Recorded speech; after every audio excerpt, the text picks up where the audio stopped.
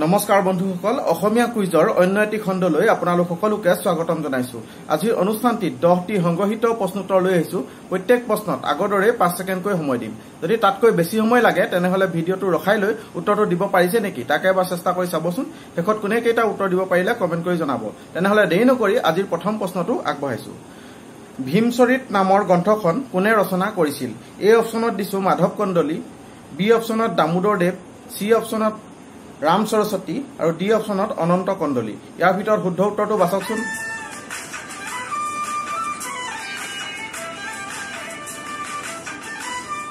সময় শেষ হৈছে। উত্তৰটো হৈছে সি অপচনত থকা ৰাম সৰস্বতী। এতিয়া 2 নম্বৰ প্ৰশ্নটো আগবঢ়াইছো।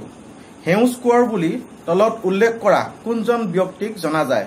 এ অপচনত দিছো হেম বৰুৱা, বি অপচনত পাৰ্বতী প্ৰসাদ বৰুৱা, সি অপচনত পৰাগধৰ চলিহা আৰু ডি অপচনত পদ্মধৰ চলিহা। ইয়াৰ ভিতৰত শুদ্ধ উত্তৰটো বাছকচোন।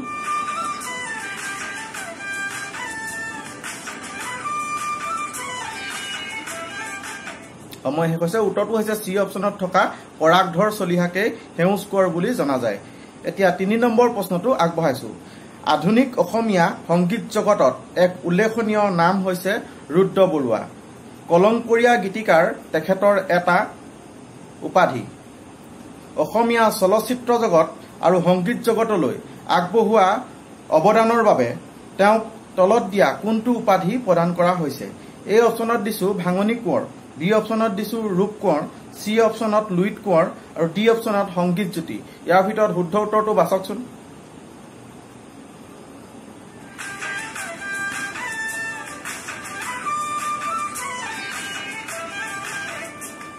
সময় শেষ হৈছে। উত্তৰটো হৈছে চি অপচনত থকা লুইত কোঁৱৰ উপাধি প্ৰদান কৰা হৈছে ৰুদ্ৰ বৰুৱাক।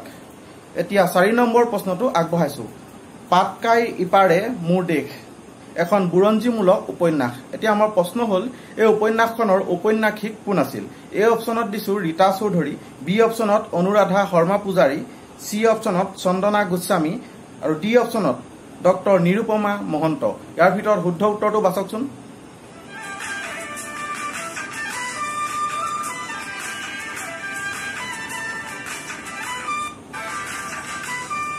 সময় শেষ হৈছে। উত্তৰটো হৈছে চি অপচনত থকা চন্দনা গোস্বামী। তেওঁৱে পাতকাইৰ ইপাৰে মোৰ দেশ বুৰঞ্জীমূলক উপন্যাসখন ৰচনা কৰিছিল। এতিয়া 5 নম্বৰ প্ৰশ্নটো আগবঢ়াইছো। পৃথিৱীৰ বৃহত্তম মহাদেশখন হ'ল এছিয়া মহাদেশ। এতিয়া আমাৰ প্ৰশ্ন হ'ল পৃথিৱীৰ দ্বিতীয় বৃহত্তম মহাদেশখনৰ নাম কি? এ অপচনত দিছো ইউৰোপ, বি অপচনত আফ্ৰিকা, চি অপচনত দক্ষিণ আমেৰিকা আৰু ডি অপচনত অষ্ট্ৰেলিয়া। ইয়াৰ ভিতৰত শুদ্ধ উত্তৰটো বাছকচোন।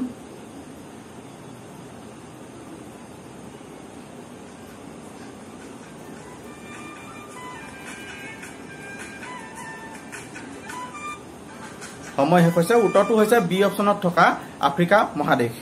এতিয়া 6 নম্বৰ প্ৰশ্নটো আগবঢ়াইছো। সালু সংশ্লেষণ প্ৰক্ৰিয়াৰ ফলত বায়ুমণ্ডলত তলত দিয়া কোনবিধ গেছ পোৱা যায়?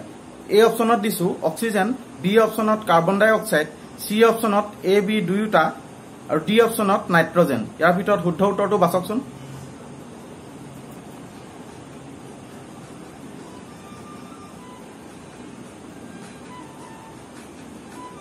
সময় শেষ হৈছে। উত্তৰটো হৈছে এ অপচনত থকা অক্সিজেন গেছ পোৱা যায়।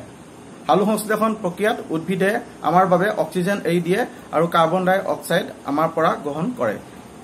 এতিয়া 7 নম্বৰ প্ৰশ্নটো আগবঢ়াইছো। বিশ্ব পৰিৱেশ দিৱস তলত দিয়া কোন তাৰিখে পালন কৰা হয়?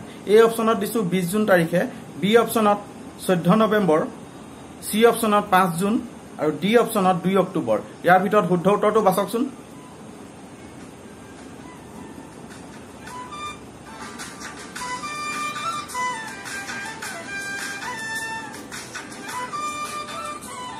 সময় শেষ হৈছে। উত্তৰটো হৈছে চি অপচনত থকা 5 জুন তাৰিখে বিশ্ব পৰিৱেশ দিৱস পালন কৰা হয়। এতিয়া 8 নম্বৰ প্ৰশ্নটো আগবঢ়াইছো। দিহিঙীয়া ৰজা বুলি তলত উল্লেখ কৰা কোনজন আহোম ৰজাক জনা যায়? এ অপচনত দিছো চুকাফা, বি অপচনত পুৰন্দৰ সিংহ, চি অপচনত চুহুংমুং আৰু ডি অপচনত চুজাংফা। ইয়াৰ ভিতৰত শুদ্ধ উত্তৰটো বাছকচোন।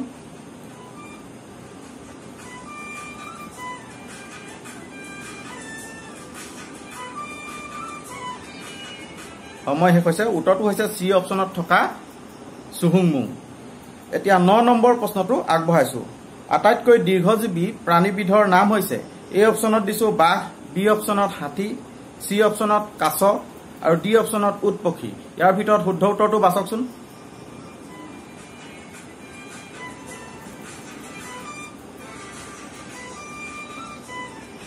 সময় শেষ হৈছে উত্তৰটো হৈছে সি অপচনত থকা কাছই হৈছে আটাইতকৈ দীৰ্ঘজীৱী প্ৰাণীবিধ এতিয়া 10 নম্বৰ প্ৰশ্নটো আগবঢ়াইছো মানৱ দেহত কি গ্ৰুপৰ তেজ থাকিলে সকলো গ্ৰুপৰ তেজ গ্ৰহণ কৰিব পাৰি এ অপচনত দিছো এ গ্ৰুপ বি অপচনত বি গ্ৰুপ সি অপচনত অ গ্ৰুপ আৰু ডি অপচনত এ বি গ্ৰুপ ইয়াৰ ভিতৰত কোনটো শুদ্ধ উত্তৰ বাছকচোন